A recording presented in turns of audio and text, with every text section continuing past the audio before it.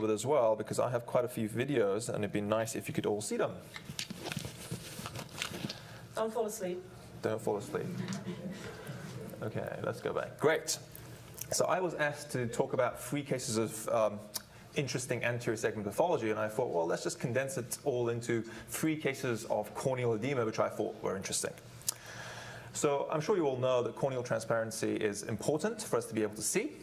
And corneal transparency is typically maintained because the cornea is in a relatively dehydrated state.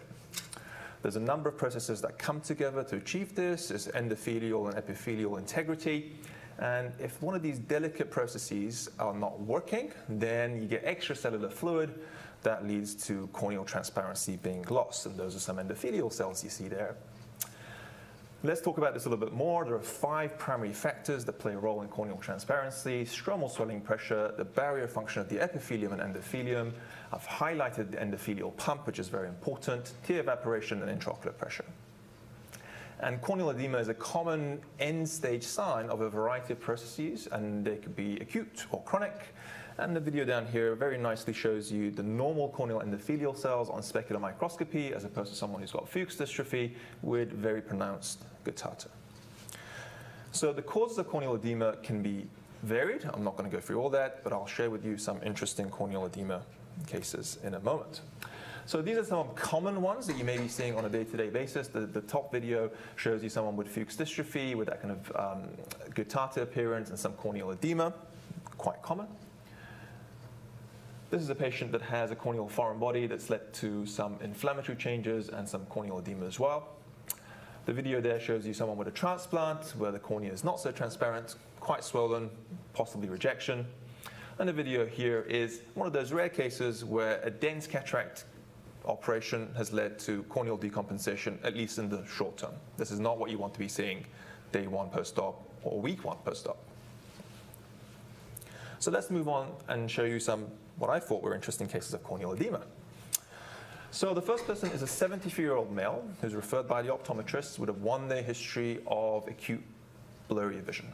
She says that she went to bed, everything was fine, she woke up, her vision in the right eye was blurry. Nothing to kind of ascertain from the medical history. She's had cataract surgery many years ago, everything was fine. So what do we see? So this is a slit lamp examination. You can see that the eye is quiet, it's white. She's got some subtle corneal edema, some subtle decimate folds. Hopefully it's projecting well. There's no AC activity, epithelium is intact, there's nothing else to see. So that's somewhat unusual. So when I'm kind of presented with an unusual case, I'd like to do a number of things. Number 1 is to take a more detailed history. History is very important. So I go back and speak to her about contact lens use, foreign bodies, and the rest of it. Family history, there's nothing to ascertain. If the history doesn't help, you want to look at the other eye. So that might give you some clues regarding what's going on. So we examine the other eye, looking for signs of dystrophy or other clues regarding what might cause the edema. There isn't anything to see. And finally, if the top 2 things don't lead you to a definitive diagnosis, you might want to do some investigations. And those investigations can be bloods, it could be swabs, it could be fancy, it could be simple. But we started with a more detailed history. And on close questioning, she states that she was gardening the night before this event. And on closer questioning, she states that she has a number of butterfly weed plants in her garden. And she may recall, on even further questioning, that she might have rubbed her eye after dealing with these plants. So why is that important? Because the butterfly weed plant is known to have a toxin in its stem, in its latex, and its leaves, and that toxin is cardiac glycoside. And cardiac glycoside can actually inhibit the sodium-potassium ATPase of the corneal endothelium, and there are case reports of corneal edema occurring a few hours after exposure to the toxin. Now, it usually spontaneously resolves, but topical steroids are usually prescribed. So what I did was I prescribed her some steroids. I gave her some Maxidex 4 times a day. She came 2 weeks later. Corneal edema completely resolved, and her vision was 6/6. She was happy, discharged. So a case where a closer, more detailed history can give you the answer. Let's move on to case number 2. This is a 23-year-old male who again presents with sudden onset visual loss in one eye. There's nothing else to ascertain from the history. Visual acuity is count fingers in the right eye and 6/18 in the left eye. No improvement of a pinhole in the right, 6/9 in the left. And what do we see when we examine him? We see this. So the eye is somewhat injected, there's some neovascularization, the cornea is opaque, there isn't really much to see in the eye, and there's a lot of edema there. I don't have to convince you, it's quite obvious. Now, you may look at this and you might know what the diagnosis is, or you may not, and you might want to take a more detailed history and look at the other eye. So on a more detailed history, he tells you that vision in the right eye has been slowly deteriorating over years. It's not something that happened overnight. He's never seen an optometrist or an eye healthcare professional before. There's no trauma or contact lens use, and there's no family history of note. So when we examine the other eye, this is his other eye, you can see there are fine striae in the stroma. Again, I hope it projects well. These are Vogt striae. This is a clinical diagnosis of keratoconus in his good eye. And if you want to make sure you refract them, you look for that scissoring reflex, or you put on a topographer. And the topographer shows you very nicely that this individual's got keratoconus with inferior steepening, changes on the posterior elevation, and corneal fitting. So the diagnosis then becomes quite obvious, and that is that this individual's got acute hydrops. And I treated him with some chloramphenicol, definitely gave him some steroid because we don't want him to neovascularize. A review was arranged in 4 weeks. I talked to him about the possibility of a corneal transplant, but importantly, I listed him to undergo corneal cross-linking in the other eye. He's high risk, he's young, he's already had hydrops. This eye is likely not going to do great without a corneal transplant. And I also advised him to get his siblings checked by the optometrist because there's definitely a genetic factor at play with keratoconus. So just briefly about hydrops, it's an acute disruption of Descemet's membrane and the posterior corneal stroma. You get an abnormal accumulation of fluid in the stroma and in the cornea. It's thought to occur in about 3% of patients with keratoconus. I swear it's much more in New Zealand. And we have a study done in 2013, I believe, where in 30% of individuals, they presented with acute hydrops for the first time to the eye healthcare professional. That was unheard of to me, training in London, but that's just the scenario we have in New Zealand. So most spontaneously resolve over 2 to 4 months, and you want to make sure that you give them some antibiotic to stop an infection. I usually give steroids if it's bad like that. You definitely don't want neovascularization. There's potentially a role for a bandage contact lens or IOP lowering medication. You can put gas in the eye to try to kind of make this condition resolve more quickly. This is not a surgical video of mine. It's rarely done, and perhaps in unique situations.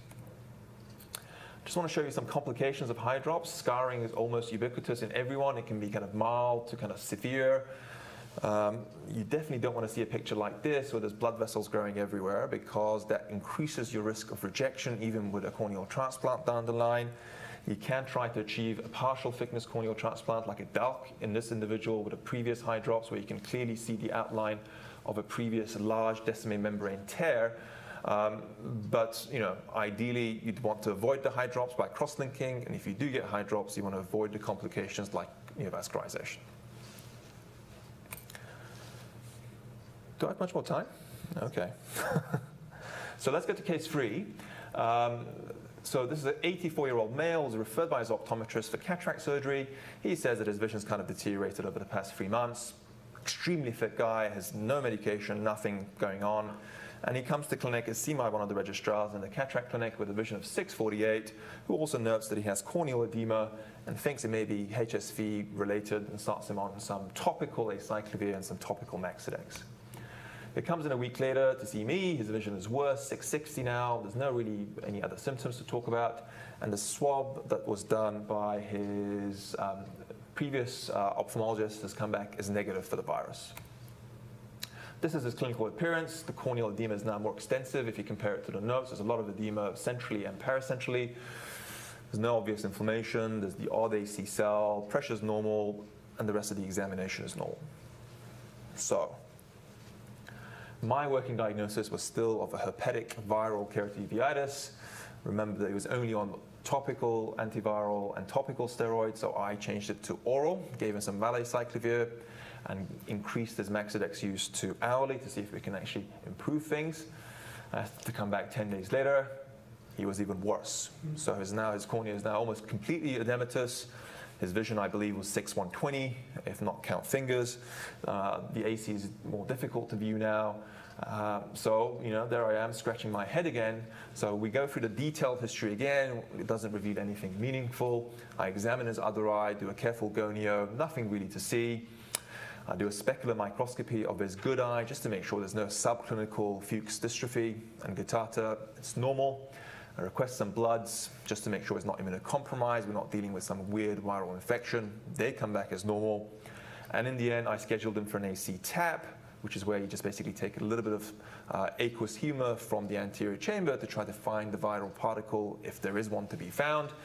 And I started him on even more heavy-duty antiviral treatment because I still believe this is a viral keratouveitis. So bloods are normal. The AC tap comes back negative for everything we test for, which is CMV, HSV, and VZV. The corneal edema is now stable, but his vision still count fingers. So the working diagnosis for me is still a viral keratouveitis, perhaps something that we couldn't test for, or perhaps the test came back as a false negative. He's waiting to undergo a corneal transplant to DMEC with me. I'm going to cover him with antivirals, and we're going to send some tissue to the lab to look for viral particles. That hasn't happened yet, so I'll update you next time regarding what's going on. And I just thought I'll show you some more typical pictures of disciform keratitis or keratouveitis. This is a more typical picture with that kind of disciform appearance. And again, this is another individual I saw. You can see the KPs. It doesn't project very well. I'm a bit disappointed. You can see the posterior synecdoche, which was kind of absent in the case that I showed you. I'm going to skip this slide and just conclude that corneal edema has a wide variety of potential causes. When dealing with unusual cases, take a detailed history, look at the other eye, and if need be, do some exams. And if you're not sure what's going on, just say it's idiopathic, makes you look clever. And I recommend you do the same as well. Thank you.